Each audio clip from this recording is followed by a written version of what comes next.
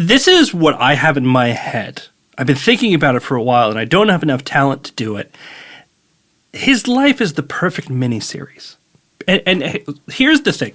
You've got season 1, right? You take young Lafayette because you've got the loss. Because unlike myself, who my biggest financial mistake in my entire life was not being born into a rich family, he did the exact opposite, was born into a rich family, but was basically orphaned a whole bunch and quickly becomes, before he's even, 10 or 11 years old, one of the richest people in the world, right?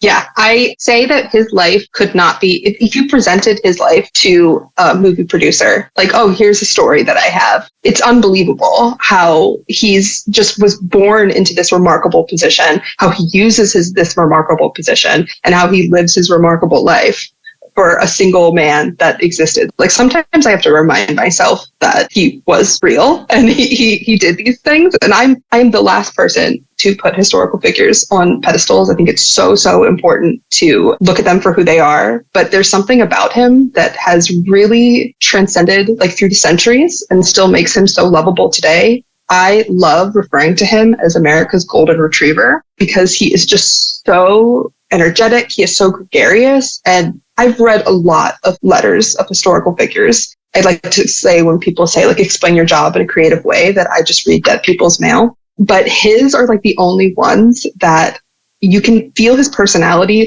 in his writing. And especially if you're reading digitized versions of his actual handwritten letters, the way he writes is just so energetic. And you just really don't see that from a lot of his contemporaries. They're just so acutely aware that they're being studied that he's like, I don't care. This is how I feel. I'm so excited to see you. And you're just oh, you just can't help but diving in right next to him and going along for the ride, which is so unique.